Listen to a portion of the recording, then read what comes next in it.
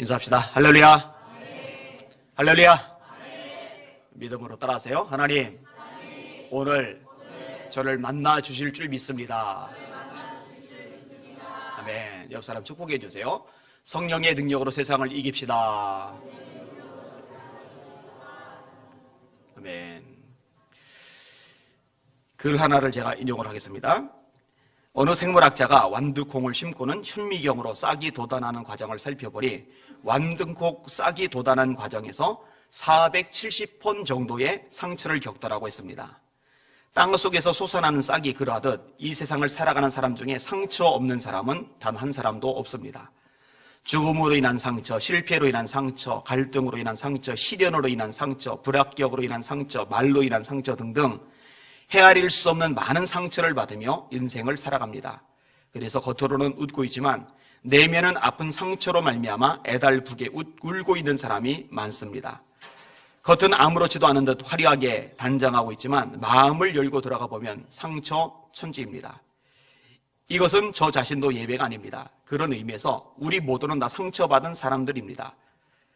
문제는 상처는 자란다는 사실입니다. 상처는 쓴뿌리 같아서 내버려 두고 덮어두면 해결될 것 같지만 아닙니다. 뿌리는 보이지 않습니다. 그러나 자랍니다. 보이지는 않지만 땅 밑에서 뿌리는 엄청난 활동을 하여 결국 싹으로 나타나게 됩니다. 마음의 쓴뿌리도 이와 마찬가지입니다. 살인을 하고 간음을 하고 도둑질을 하는 일들이 하루아침에 일어났다고 생각하십니까? 아닙니다. 싸움, 다툼, 미움, 보복이 하루아침에 일어난 것입니까? 아닙니다. 그 뿌리가 혹 1년 동안 자라는지 모릅니다. 10년이 걸렸는지 모릅니다. 쓴 뿌리가 오랜 시간에 걸쳐 마음속에서 자라나고 있었던 것입니다. 1963년 11월 12일 정오 땅하고 한 발의 총소리가 들렸습니다. 그 총소리에 미국 존 케네디 대통령이 쓰러졌습니다. 그를 쏜 사람은 오스왈드라는 사람입니다. 이 사람은 어릴 때부터 아주 불행한 가정에서 자라났습니다. 부부싸움이 일상사고 아버지가 늘 어머니를 구타합니다. 견디다 못한 어머니가 이혼을 하고 새 아버지가 들어왔는데 새 아버지는 어머니에게 늘 사기를 치고 돌을 다 빼앗아 갑니다.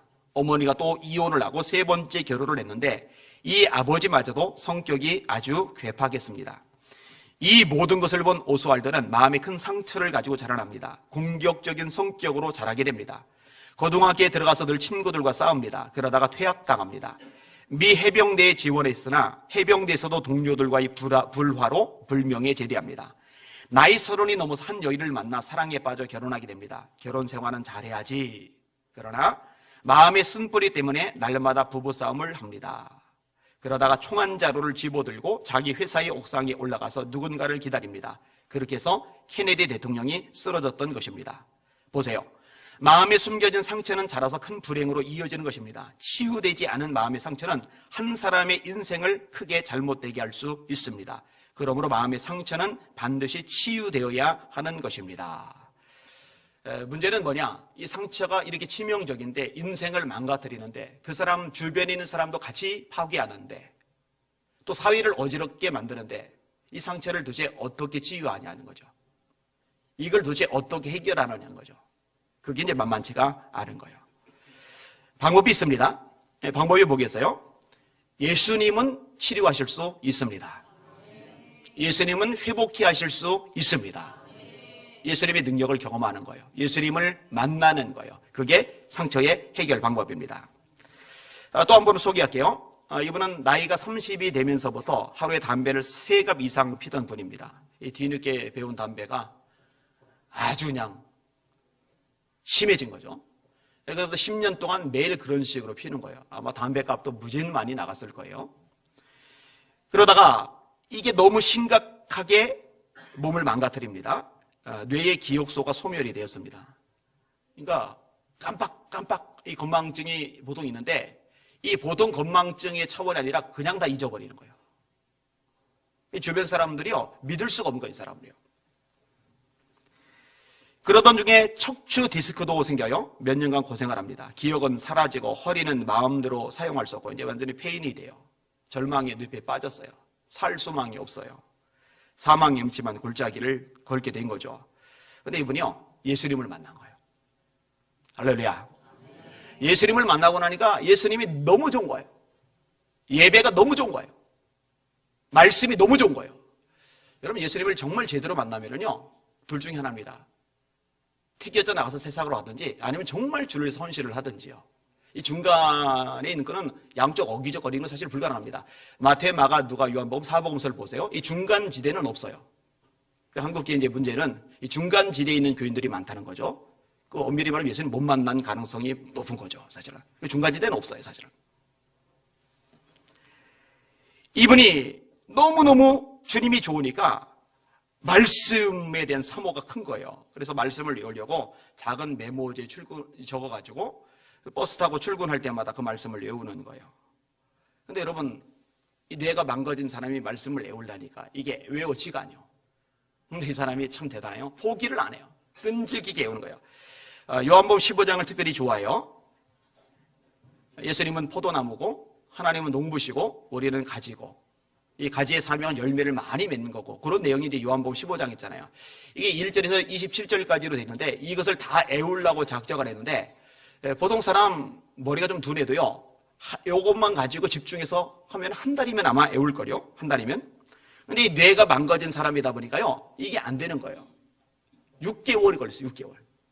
근데 6개월 동안에 결국 다 외워버렸어요. 얼마나 이게 감사했는지, 야, 나도 외웠다. 6개월 걸렸지만 나도 외웠다. 얼마나 감격스러운지, 그다음부터 또 외우는 거예요. 또 외우는 거예요. 또 외우는 거예요. 계속 외우는 거예요. 근데 여러분, 말씀에는 능력이 있거든요. 이 말씀이 뇌를 치료해버린 거예요. 이게 멀쩡해졌어요. 멀쩡해진 정도가 아니라 정상인보다 더 좋아져 버렸어요. 이분이 나중에 만들어낸 프로그램도 있어요. 이슬비 전도학교. 이슬비 전도지. 끄덕이는 분들이 있으시네요. 그 다음에 기독교 출판사 중에 3대 메이저 출판사가 있어요. 규장, 생명의 말씀사, 그 다음에 두란노. 이게 이제 가장 큰 출판사들 중에 하나인데, 이 중에 제일 큰 출판사를 굳이 하나 꼽아보면 규장인데, 이 규장의 지금 대표세요. 여운학 장로님 얘기입니다. 그러니까 하루에 3갑 씹힌 담배로 망가졌던 뇌가 하나님의 말씀을 통해, 예수님의 능력을 통해 회복이 되어버린 거예요. 할렐루야. 예수님은 회복시킬 수 있단 말이에요. 오늘 설교의 제목입니다. 따라합시다. 예수님은 얼마든지 회복시키실 수 있다. 아멘. 다시요. 예수님은 얼마든지 회복시키실 수 있다. 그 회복을 경험하시기를 주님의 이름으로 축원합니다. 오늘 본문을 통해서 우리가 몇 가지 생각을 해볼 건데, 첫 번째 생각해 볼 부분은 따라합시다. 예수님은 창조주이시다.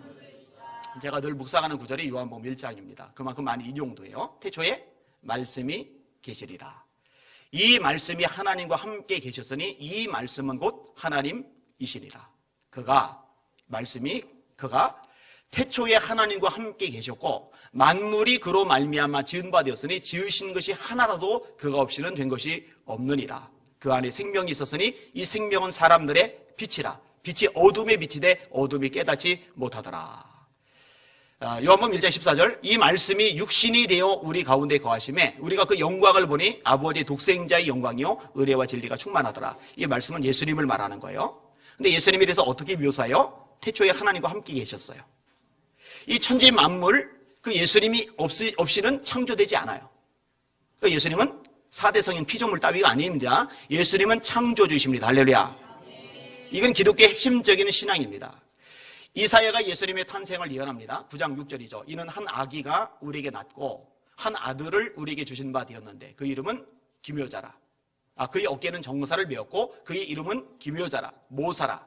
전능하신 하나님이라. 영존하시는 아버지라. 평강의 왕이라 할 것입니다. 제가 지난주 설교했던 본문이죠. 아기가 응애하고 태어났는데 이 아기가 하나님이래요. 아기가 응애하고 태어났는데 이분이 영존하시는 아버지시래요. 이 아기가 응애하고 태어났는데 아기가 기묘자래요. 이 기묘자라는 말은 하나님에게 해당되는 칭호입니다.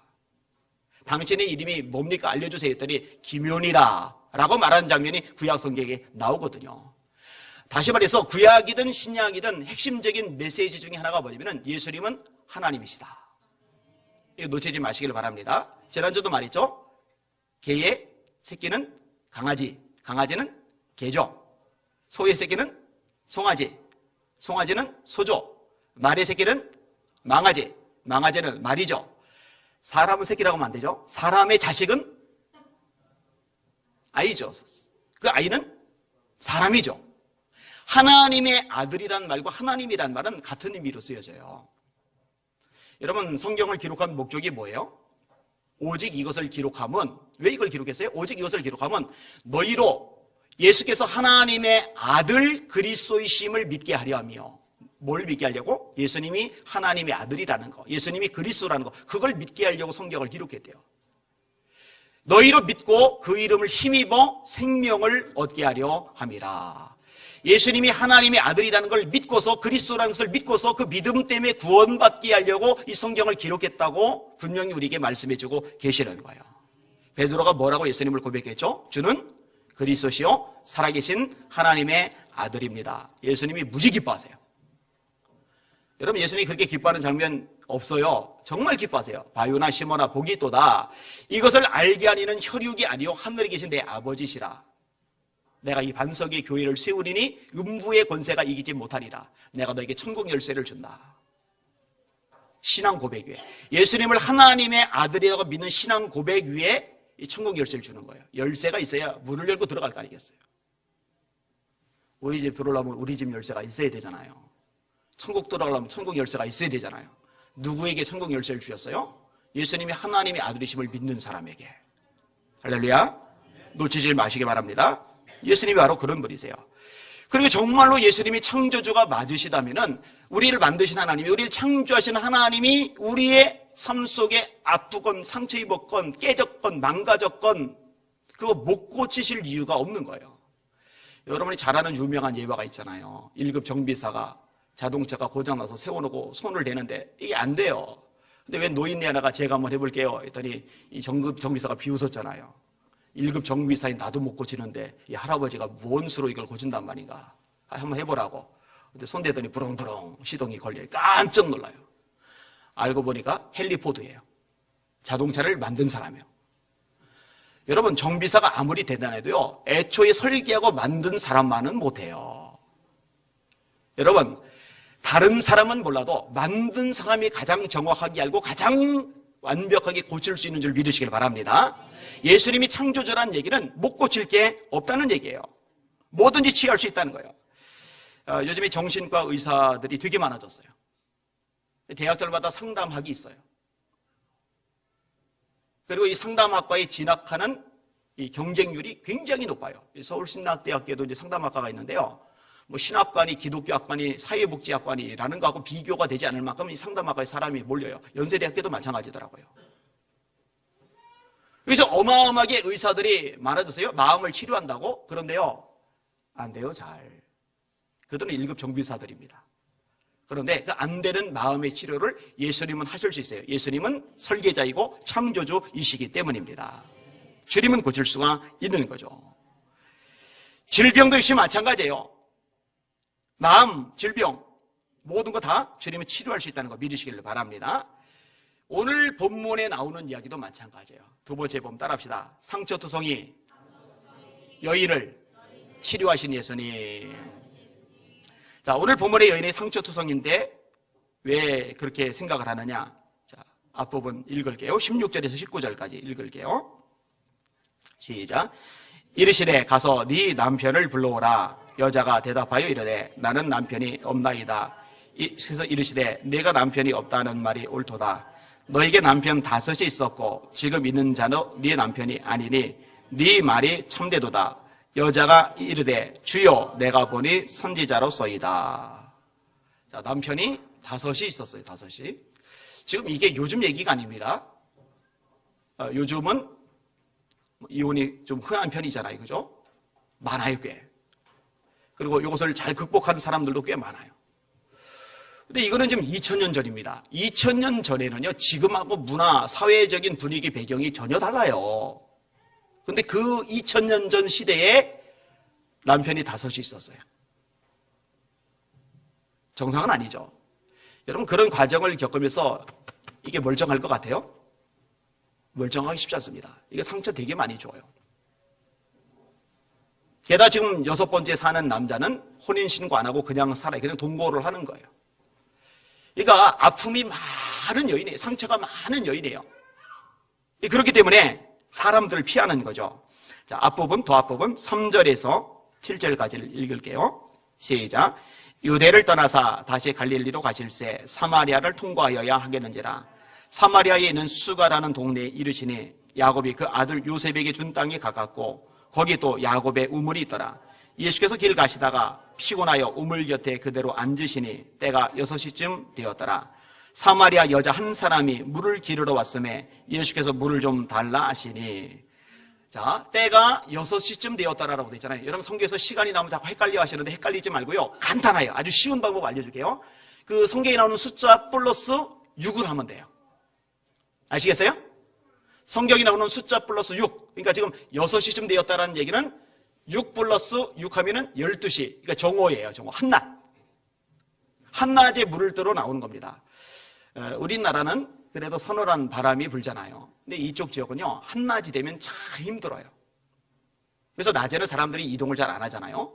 물을 들어올 때, 게다가 물동이 자체도 무거운 데다가 이 물동에 물을 치우고서 이동하려면요, 더울 때 이동하는 건 참 어려워요. 그래서 보통 아침 일찍 해 뜨기 전에, 그 다음에 저녁 무렵, 해 질 무렵에, 아니면 진 다음에, 그제서야 이제 종종 걸음으로 주로 여성들이 물을 길러 이렇게 나오는 거예요.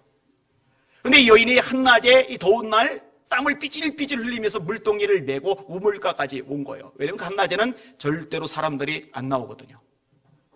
예수님은 그럼 왜 거기 계시느냐? 예수님은 전도여행 때문에 이동 중이셨거든요. 이동 중이다가 우물가에 이르셨고 나머지 제자들은 예수님 먹을 거를 구해드리기 위해서 흩어진 상태이고 그 와중에 여인이 물동이 메고 지금 우물가에 오다가 예수님을 만나게 되는 것. 이게 오늘 본문의 배경이거든요. 자, 이 여인이 왜 한낮에 물을 길러 나와요? 사람들 만나는 게 싫은 거예요. 사람들 대하는 게 부담이 되는 거예요. 그러니까 고립된 여인이죠. 외로운 여인이죠. 참 힘들죠. 힘들어요. 여러분 상처가 많은 사람들의 특징이 뭔지 아세요? 대인기피증이 생깁니다. 여러분 상처가 많으면 사람들 상대하는 거 싫어요. 여러분 사람을 상대하는 게요, 에너지가 되게 많이 들어갑니다. 그런데 상처가 많은 사람은 에너지가 이미 그 깨진 틈새로 빠져나갔기 때문에 에너지가 많이 들어가는 사람 상대하는 것을 할 만큼의 여유가 힘이 없어요. 그래서 틀어박혀 지내는 거예요. 가슴 아프죠? 그러고 싶어서 그러는 게 아니에요. 그럴 힘이 없어서 그러는 거예요. 외롭죠? 지겹죠? 근데 사람들과 함께 있는 건 더 힘드니까 외롭지만 지겹지만 혼자 있는 시간을 선택하는 겁니다. 이런 것이 우울증의 형태로 나타나고요. 이제 소위 이제 폐인이 되어가는 과정인 거죠. 여러분 지금도요, 폐인이라고 하는 사람들 굉장히 많아요. 예를 들어서 중독의 형태로 많이 나타나는데 얼마 전 기사 스크랩한 걸 제가 훑어보니까 이런 기사가 나왔어요. 제목인데 기업인 12명 원정 도박 500억 탕진. 대기업 하는 사람들은 아니고 중소기업 하는 사람들인데 해외에 나가서 500억을 날린 거예요. 근데 이런 사람들이요, 그렇게 한번 돈을 엄청나게 날리면 정신을 차릴 것 같은데요, 여기에 한번 중독이 되고 나면은요, 대책이 없어요, 대책이. 강원도에 강원랜드 만들었죠? 카지노. 거기에 폐인들 많아요. 굉장히 부자 있는데, 잘 나가던 견실한 사역가 있는데, 거기서 그냥 죽지고 사는 거예요. 안 돌아가고. 꽁지라고 하나요? 그 도박하는 사람들 옆에서 심부름 같은 거 해주고, 뭐 담배도 사다 주고 그러면서 받으면은, 그거 가지고 홀라당 또 이렇게 도박하고. 근데 제가 참 안타까운 건 그걸 국가가 해요. 참 이해할 수 없는 현실이에요. 물론 우리나라만 있는 현상은 아닙니다만, 적어도 우리나라만이라도 그런 짓 안 했으면 좋겠는데. 참 바람직하지 않은 상황입니다. 이 중독자들 참 많아요. 알코올 중독의 피해는 많이 봤을 겁니다. 동성애도 중독입니다. 여러분 특별히 남자 동성애 참 얘기하기도 그래요. 아주 끔찍해요. 그죠? 하여튼 남자 동성애자들은요, 대다수가, 아니 100%가 기저귀를 차고 다닙니다. 남자 성인용 기저귀가 판매되고 있는 거 아세요? 생산되고 있는 거 아세요? 유럽이나 미국은 이게 이미 보편화되어 있습니다. 아마 우리나라도 이거 이제 돈 벌려고 생산하기 시작할 겁니다. 자꾸 생겨나기 시작을 하면은. 그러니까요, 완전히 엉망이 되는 거예요. 배설 기관이. 변실금이죠. 그냥 줄줄줄 흐르는 거예요. 그 건더기 같은 것들이. 통제가 안 돼요. 관리권이 다 망가져서 깨져서. 그런데도 못 벗어나요. 왠지 아세요? 중독이기 때문에 그래요. 중독이에요. 약물 중독 많습니다. 여러분 요즘 청소년들 심각한 중독이 두 가지가 있어요. 하나는 게임 중독, 하나는 이제 스마트폰 중독입니다. 여러분들 자녀들 스마트폰 관리해줘야 돼요. 그냥 마음대로 하게 놔두면요 이거 다 망가집니다. 아셔요? 이 스마트폰에서 나오는 전자파가 얼마나 심각한지 아시죠? 제가 제 아내 보고도 잔소리 종종 하는데 전화할 때 바짝 대지 말라고 이렇게. 여러분 이거 바짝 대지 마세요. 이렇게 전화 통화할 때 이렇게 떼고 하세요. 그리고 여기다 전원코도 꽂고서 통화하면 큰일 납니다. 아시죠? 그러다가 쓰러져서 몸 완전히 망가진 사람들 많아요 지금. 이거 전파 다 들어가요. 이거 반드시 빼고서 하셔야 돼요. 명심하세요. 이거 꽂고서 통화하면 안 돼요 절대로. 완전히 뇌 망가뜨리려고 작정한 것밖에 안 돼요. 여러분 이것 때문에요 정상적인 대화, 대인관계, 인간관계가 안 되는 애들 많아요. 뒤늦게 이렇게 살면 안 되지 하는데요 조절이 안 돼요. 그 다음에는 통제가 안 돼요. 벗어나지를 못해요. 이게 중독의 무서운 점입니다. 아무튼 중독은요 어떤 중독이든 간에요 사람을 망가뜨립니다. 제가 볼 때 오늘 본문의 이 여자 하나도 중독 증세예요. 남자 중독이죠. 남자 없이는 못 사는 거예요. 그러니까 그렇게 많이 고통을 겪었을 텐데 그럼에도 불구하고 5번 시집을 가고 6번째 또 다른 남자 데리고 살고 여기 중독돼서 빠져나올래야 빠져나올 수가 없는 거죠. 그리고 그런 자신에 대해서 실망하고 모멸감을 느끼고 대인 기피증 속에 빠져가지고 혼자 고립된 삶을 살고 아주 불쌍한 여인이에요. 근데 정말 다행인 게 뭐냐, 이 여인이 그날 우물가에 갔다가 우물가에 피곤하셔서 기대고 쉬고 계시는 예수님을 만났다는 거예요. 할렐루야! 이게 일생일대의 복이죠. 여인은 예수님과의 대화를 통해서 예수님이 어떤 분인지를 깨닫습니다. 예수님을 뭐라고 소개합니까? 마을 사람들에게 내가 그리스도를 만났다. 그리스도. 따라합시다. 예수님은 그리스도이시다. 내가 그리스도를 만났다. 예수님이 그리스도라는 것을 깨달아요. 이 여인은요 지독한 자격지심에서 열등감에서 좌절감에서 절망에서 고독에서 탈출합니다. 자, 오늘 본문 내용이죠. 28에서 30절까지 같이 읽을게요. 시작. 여자가 물동이를 버려두고 동네로 들어가서 사람들에게 이르되 내가 행한 모든 일을 내게 말한 사람을 와서 보라. 이는 그리스도가 아니냐 하니 그들이 동네에서 나와 예수께로 오더라. 이 여인이 지금 우물가로 가는 목적은요 이 물동이에다가 물을 채우는 거예요. 그런데 이 물동이를 버려뒀어요. 예수님을 제대로 만나고 나니까 지금 내가 목표로 했던 것 자체가 중요한 게 아니에요. 더 중요한 목표가 생겨버린 거죠. 그리고 마을 사람들 속으로 들어간 거예요. 여러분 동네 사람들이요 이 여인 말 듣고 우르르 몰려 나오잖아요. 왜 우르르 몰려 나왔는지 아세요? 이 여인을 알거든요. 이 여인에 대해서 이미 너무 소문이 퍼졌거든요. 저 여자는 아무도 상대 안 해. 늘 숨어지네. 만나기도 힘들어.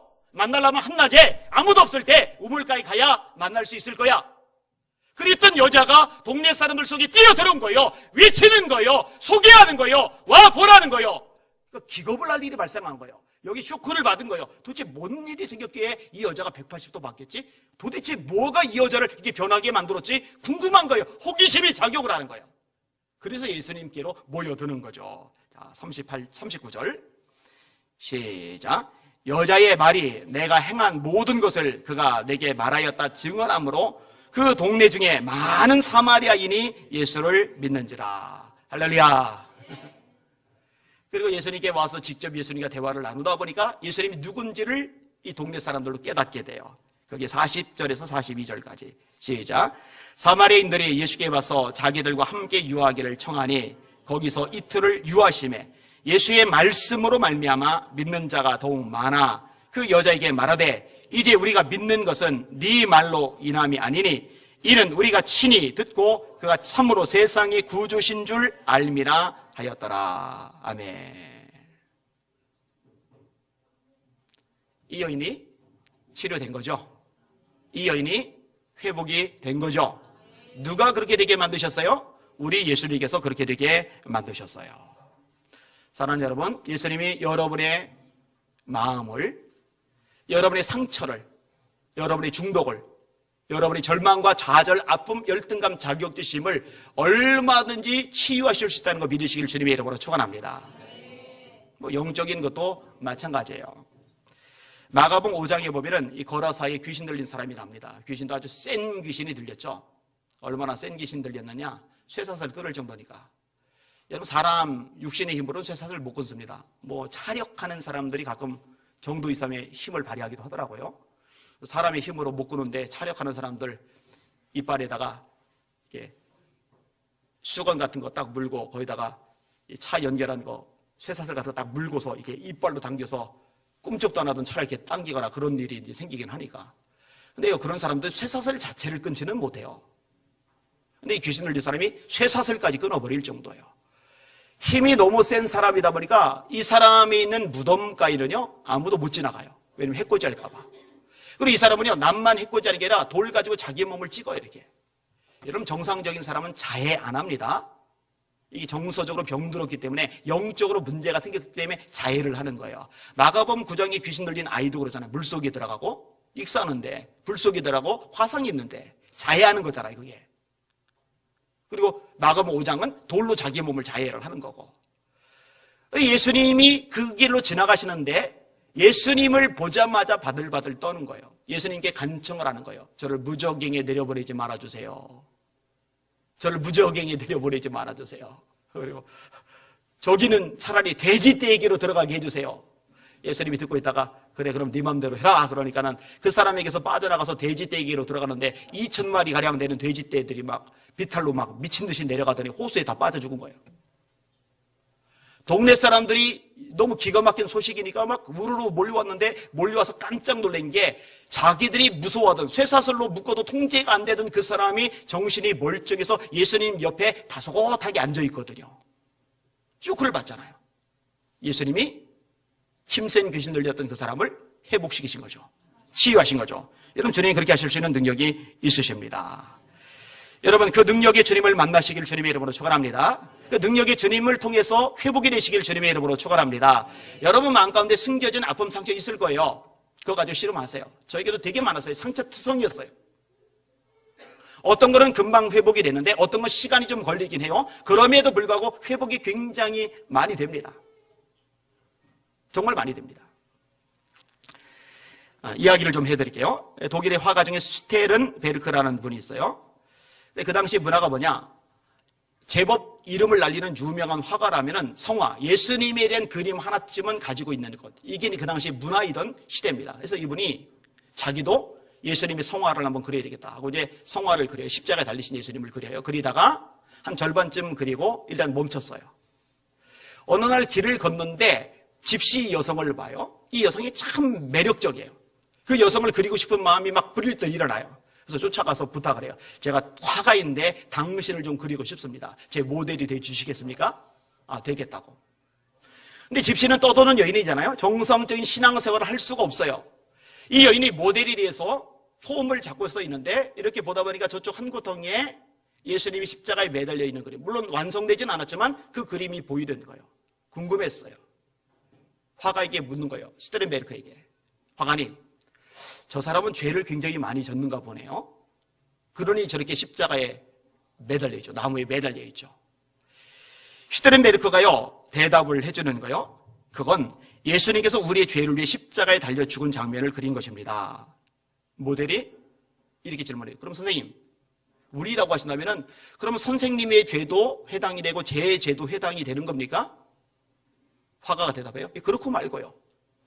근데 그렇고 말고요라고 대답을 하는 순간에 갑자기 울컥하면서 이 마음이 녹아들기 시작을 하는 거예요. 충격을 받은 거예요. 그날 밤에 자신이 대답했던 말이 무엇을 의미하는지 고민하다가 눈물을 흘려요. 그리고 고백합니다. 나의 주, 나의 하나님이십니다. 형식적으로 주님을 섬기고 형식적으로 예수를 믿던 이 화가의 마음속에 회복의 역사가 일어나는 거예요. 영적 회복이 일어나는 거예요. 요한복음 19장 말씀을 묵상하다가 십자가에 달린 예수님의 모습을 제대로 그려냅니다. 이게 에케이 호모라는 작품입니다. 이 사람을 보라. 이 사람을 보라. 그리고 그 그림 밑에는 이렇게 써 있어요. 내가 너를 위해서 내 몸을 주었건만 너는 나를 위해서 무엇을 주느냐. 예수님을 만나고 심령이 회복됐죠. 그 외에 이 그림이 어떤 박물관에 걸립니다. 많은 사람들이 이런저런 그림을 구경을 해요. 그 구경하는 무리 가운데 진젠돌프라는 백작이 있어요. 근데 이 백작이 그림을 구경하며 다니다가 이시테르 메르크가 그리는 그림을 보면서 충격을 받아요. 나는 너를 위해서 내 몸을 주었건만 너는 나를 위해 뭘 주느냐. 그것이 예수님이 자기에게 직접 말씀하시는 음성으로 들리기 시작을 합니다. 그래서 일생일대 결심을 하게 돼요. 예수님, 제 전 존재를 주님께 드리겠습니다. 백작이에요. 용지가 있어요. 자기 땅을 주님께 내놓아요. 거기서 모라비안 교회, 모라비안 공동체가 시작이 됩니다. 이 모라비안 공동체는 아주 위대한 선교 공동체입니다. 얼마나 위대하느냐? 자그마치 4명 중에 1명꼴로 선교사가 나갑니다. 그러니까 교인이 100명이면 25명이 선교사, 교인이 1000명이면 250명이 선교사로 나가요. 할렐루야.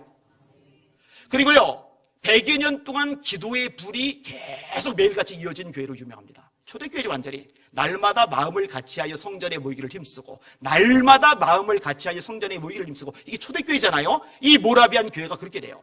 이 모라비안 교회 공동체 때문에 영향을 받았던 사람이 누구냐? 그게 감리교, 성결교, 구세군, 나사렛 교단을 창시한 요한 웨슬리 목사님이에요. 피터 벨로 목사님과의 대화 유명하잖아요. 피터 벨로 목사님이 요한 웨슬리 목사님에게 물어요. 예수께서 당신의 구주인 걸 믿습니까? 웨슬리 목사님이 대답을 해요. 그가 세상의 구주인 줄은 알겠는데 내 구주인 줄은 모르겠습니다. 구원의 확실히 명확하지 않은 거예요. 목사인데. 선교 실패하고 돌아올 때 배 안에서, 풍랑이는 배 안에서 두려워 떨고 죽음의 공포에 떨고 있는 웨슬리, 반면에 저쪽에서 기쁨과 소망과 평안 속에 찬양하는 성도들 충격을 받잖아요. 나는 목사인데 두려워 떨고 저들은 도대체 누군데 저렇게 평안하게 찬송을 부르는가. 가서 그들과 대화를 나누죠. 그들이 바로 모라비안 교회 성도들이에요. 할렐루야. 한 사람의 영혼이 회복이 되니까 그 사람 통해 또 다른 사람이 회복이 되고, 회복된 그 사람을 통해서 또 다른 사람이 회복이 되는 거예요. 프란시스 헤버갈이라는 분이 있어요. 20대 초반에 몸이 심하게 병들어요. 여성인데 요양이 필요한 상태가 돼요. 아버지의 권유로 쉬면서 그냥 세계 곳곳을 유유자적 여행을 합니다. 독일을 여행하던 중입니다. 23살 때요. 프란시스 헤버갈이 뒤셀도르프에 있는 목사님 댁을 방문합니다. 원래 지나고 있던 목사님이에요. 알고 지내는 목사님이에요. 근데 서재에 예수님의 성화가 걸려 있는데 원본은 아니겠죠. 우리나라도 이렇게 좋은 유명한 그림, 위작 그림 많이 있잖아요. 사진으로 이렇게 해가지고. 그게 바로 스테르네크의 성화인 거예요. 이 성화가 이렇게 딱 있고, 나는 너를 위해서 내 몸을 줬는데 너는 나를 위해서 뭘 주느냐. 이 그림을 보면서요, 은혜를 받아요. 심령이 변화가 돼요. 메말랐던 영혼이 회복이 돼요. 너무나 감격스러워서 그 감격을 시로 썼어요. 그리고 그날 밤에 벽난로 앞에 앉아서 시를 읽는데 시가 마음에 안 들어요. 그래서 시를 쓴 종이를 구겨가지고 태우려고 벽난로에 던졌는데, 기가 막히게 하필 그때 굴뚝에서 바람이 불면서 바람이 벽난로를 타고 내려와서 안으로 확 불면서 던진 종이를 토해내버린 거예요. 오, 신기하다. 이런 일이 생기네. 그래서 종이를 딱 펴서 봤는데 멀쩡한 거예요. 그래서 이걸 가지고 아버지한테 가서 얘기를 했더니 아버지가 그 내용을 보더니 이거 좀 좋다. 여기다 조금만 더 추가를 해라. 그래서 추가를 해서 시 한 편이 완성이 됩니다. 그 시가 뭔지 아세요? 내 몸을 위하여 몸 버려 피 흘려 내 죄를 위하여 살기를 주었다. 너희의 몸을 주건만 너무 주느냐. 너희의 몸을 주건만 나무 주느냐. 할렐루야. 이 절에 아버지 보좌와 그 영광 떠나서 밤같은 세상에 만백성 구하여 내 몸을 희생했건만 너 무엇하느냐. 3절에 죄중에 빠져서 영죽을 인생을 구하여 주려고 나 피를 흘렸다. 네 죄를 대속했건만 너 무엇하느냐. 4절 한없는 용서와 참사랑 가지고 세상에 내려와 값없이 주었다. 이것이 귀중하건만 너무 주느냐.